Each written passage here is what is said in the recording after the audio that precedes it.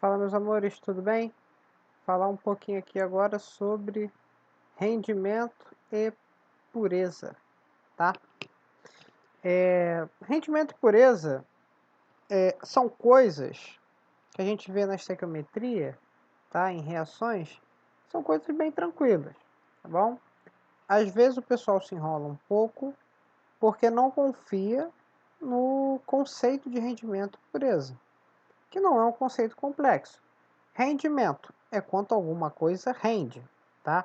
Todas as reações que a gente faz de estequiometria, cálculos e tudo mais, que a gente vê, tira da reação, faz a continha com a regra de 3, é para um rendimento que é de 100%, como se tudo estivesse reagindo perfeitamente. Mas a gente sabe que não é assim que as coisas acontecem. Nem sempre você vai ter um rendimento alto, né? Às vezes o rendimento é bem baixo. E aí você, por cálculo, você sabe o quanto você deveria ter com rendimento de 100%. Só que você vai sempre ter o quê? A menos do que o que você fez na conta, no lápis, na ponta do lápis. Experimentalmente, você vai ter um outro valor. E aí você sabe, o que eu fiz a conta vale 100%. Isso aqui que eu obtive vai valer X%. Aí você faz a conta de rendimento.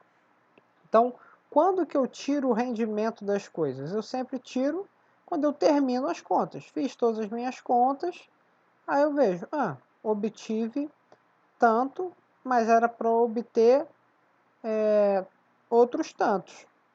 Era para obter mais, né?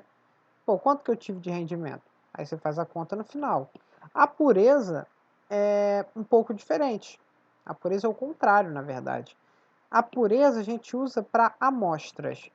O maior número de casos que a gente vai aplicar pureza é quando no enunciado o cara falar sobre amostra. Porque quando eu tenho uma amostra de alguma coisa, ela não costuma ser pura. Ela não costuma ser 100% aquilo que a amostra supostamente é rica. Por exemplo, se eu tenho uma amostra de minério de ferro, o que eu tenho ali é 100% ferro? Poxa, lógico que não. O que eu tenho ali é barro, minerais, é um monte de coisa, mais tantos por cento de ferro, né? Então, quando eu falo de pureza, eu estou me referindo geralmente à amostra de alguma coisa e a gente não pode fazer as contas com o que a gente coletou de amostra. A gente tem que fazer conta com o que vai reagir de verdade. Então, se por exemplo, eu tenho, novamente falando do ferro, uma amostra de ferro, né? Se eu coloco ela para reagir, toda aquela massa de ferro, de amostra de ferro que eu coloquei, vai reagir? Não. Só vai reagir o que? O ferro, ok? Então, pureza é uma coisa que eu tenho que tirar antes de fazer as contas. O rendimento é o que eu tiro depois que eu fiz as contas. Essa é a primeira diferença entre rendimento e pureza que a gente não pode deixar de lado. Então vamos vendo aí cada um separadamente agora. Lá, primeiro, rendimento. Em reações em que a quantidade de produto obtido é menor do que a esperada, né, é preciso que se calcule a quantidade teórica, que é o 100% que a gente faz na mão, tá? Para que esta possa ser comparada com a quantidade real obtida, tá? A quantidade que você tem do experimento, ou no caso aqui da gente em questões, né, vai ser o quanto que ele vai me falar que obteve, ok? Vamos lá, ó, um exemplo. Fazendo-se reagir 3,4 gramas de amônia, que é NH3, com quantidade suficiente de O2, que é gás oxigênio. Segundo a reação, aí está aqui a reação já balanceada para a gente, para ficar mais fácil, tá? Se não tivesse balanceada, era só balancear, tá? Nenhum mistério. Obtiveram-se 2,1 gramas de N2. Qual é o rendimento aproximado dessa reação? Qual é a primeira coisa que eu tenho que fazer na questão de estequiometria? Sempre é reescrever a reação que ele me deu para que eu possa trabalhar com ela, né? Então eu vou reescrever aqui a reação que ele me deu. Se ela não estivesse balanceada, eu teria que balancear, ok? Então, reescrevi a reação. Ok. Agora eu tenho que pensar no que o problema quer, ok? O problema me falou que ele botou uma quantidade de amônia para reagir, né? E obteve uma outra quantidade de nitrogênio. Que a gente pode ver, ó, que ele botou 3,4 gramas de amônia para reagir, né?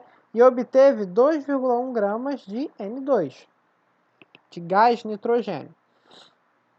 Tá, então vamos anotar isso, né? Vamos ver o seguinte, ó, primeiro, eu vejo que eu tenho que relacionar amônia com gás nitrogênio. Então, já botei a massa aqui da amônia, que é 17, vezes 4. Por que esse vezes 4? Porque a quantidade de mols aqui é 4. Então, tem que multiplicar pelo coeficiente estequiométrico. Tá? 4 vezes 17, né? Eu tenho 2 vezes 28 gramas. Fiz a mesma coisa aqui, ó. A massa do N é 14, só que eu tenho 2 N's. Então, 28 gramas, tá? E o coeficiente estequiométrico aqui é 2. Então, 2 vezes 28.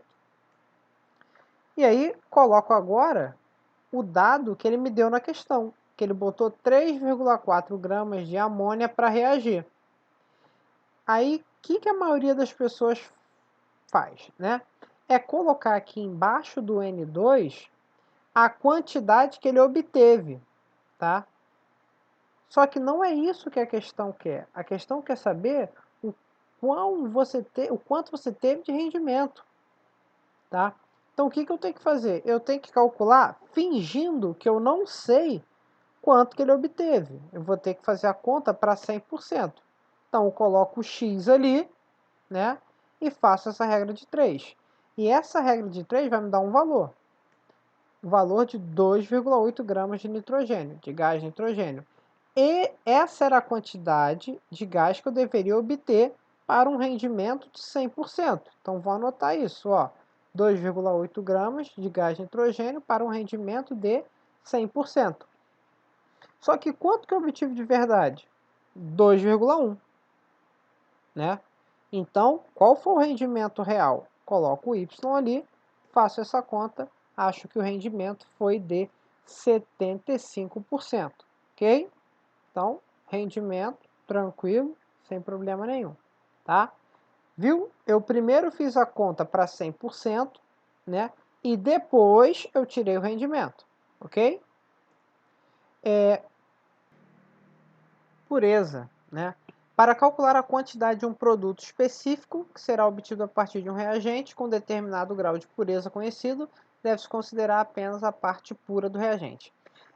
Aqui, ó, pureza conhecida. Nem sempre a pureza é conhecida, tá? A maioria dos casos só que às vezes ele me pede para calcular a pureza, ok? E aí ele já me fala quanto que ele teve no final, tá? É até o exemplo que a gente vai fazer aqui, ó. No processo de obtenção da amônia, representado na equação, aí está aqui a equação química, né? Uma amostra de 200 gramas de gás nitrogênio produziu sem perda de produto. O que está escrito esse sem perda de produto? Para dizer que o rendimento é de 100%, só para isso, tá? 170 gramas de amônia. Determine o teor de pureza da amostra de gás nitrogênio. Tá? Ele já me falou quanto ele teve no final.